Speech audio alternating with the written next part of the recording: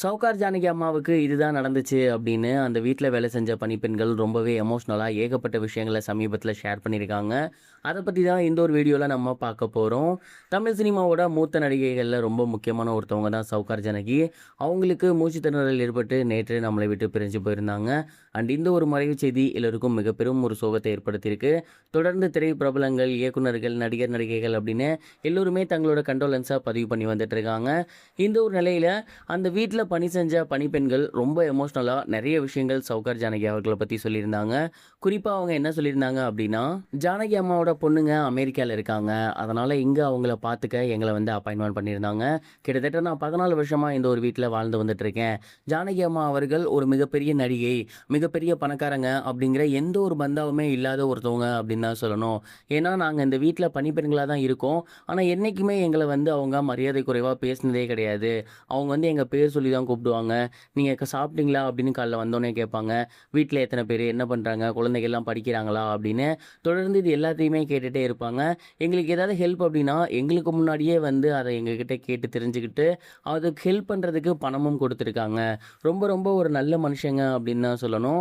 சாப்பாடு நாங்கள் காலையில் செஞ்சு வச்சா கூட நீங்கள் முதல்ல சாப்பிடுங்க அப்படின்னு தான் சொல்லுவாங்க. ஏன்னா அந்தளவுக்கு வந்து அவங்க எங்கள் மேலே பாசமாக இருந்தாங்க. சொல்லப்போனால் எங்களை ஒரு மகள் மாதிரி தான் அவங்க கவனிச்சுக்கிட்டாங்க.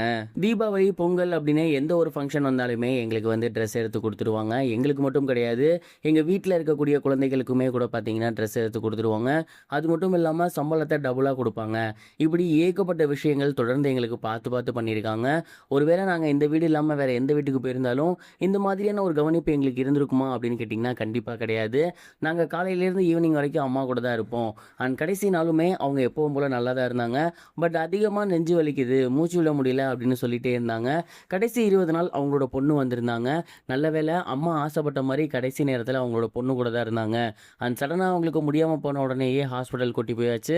அங்கே அவங்களுக்கு ஐசியூவில் அட்மிட் பண்ணி தீவிர சிகிச்சை போயிருக்கு அப்படின்னு சொல்லியிருந்தாங்க. கண்டிப்பாக அம்மா நல்லபடியாக பொழைச்சி வந்துடுவாங்க அப்படிங்கிற மாதிரி தான் நாங்கள் எல்லாருமே எதிர்பார்த்தோம். நாங்கள் கடவுள்கிட்டையுமே அதுதான் வேண்டணும். பட் யாருமே எதிர்பார்க்காத விதமாக அம்மா இறந்துட்டாங்க அப்படின்னு சொன்ன செய்தி எங்கள் எல்லாருக்குமே மிகப்பெரிய ஒரு வருத்தத்தை ஏற்படுத்தியிருக்கு. அவங்க வந்து ஒரு குழந்தை மாதிரி கிட்டத்தட்ட ஒரு 94 வயசு வரைக்குமே அவங்க ஆரோக்கியமாக இருந்தாங்கன்னா அவங்களோட லைஃப் ஸ்டைல் தான்.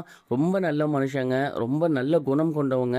இன்றைக்கி அவங்க நம்ம கூட இல்லை அப்படிங்கிறது உண்மையிலேயே நம்ம எல்லாருக்கும் மிகப்பெரிய ஒரு வருத்தம் அப்படின்னு தான் சொல்லணும். அம்மாவோட ஆத்மா எங்கே இருந்தாலுமே சாந்தி அடையணும், அதற்காக நாங்கள் எப்போதுமே கடவுள்கிட்ட வேண்டிப்போம் அப்படிங்கிற மாதிரி அந்த வீட்டில் வேலை செஞ்ச பணிப்பெண்கள் ரொம்பவே எமோஷ்னலாக இந்த ஒரு விஷயத்தை ஷேர் பண்ணியிருந்தாங்க. சவுகார் ஜானகி அவர்களை பற்றி பணிப்பெண்கள் சொல்லியிருந்தது இப்போ சோசியல் மீடியாவில் ரொம்பவே வைரலாக போய்கிட்டு இருக்கு. இந்த ஒரு விஷயத்தை பற்றி நீங்கள் என்ன நினைக்கிறீங்கிறத மறக்காமல் கமெண்ட் பாக்ஸில் ஷேர் பண்ணுங்கள். இது வரைக்கும் கனெக்டிங் டிவிக்கு சப்ஸ்கிரைப் பண்ணனா மறக்காமல் சப்ஸ்கிரைப் பண்ணிக்கங்க. உடனடி அப்டேட்ஸ் பெறுவதற்கு நோட்டிஃபிகேஷன் பெல்லையும் கிளிக் பண்ணிக்கங்க.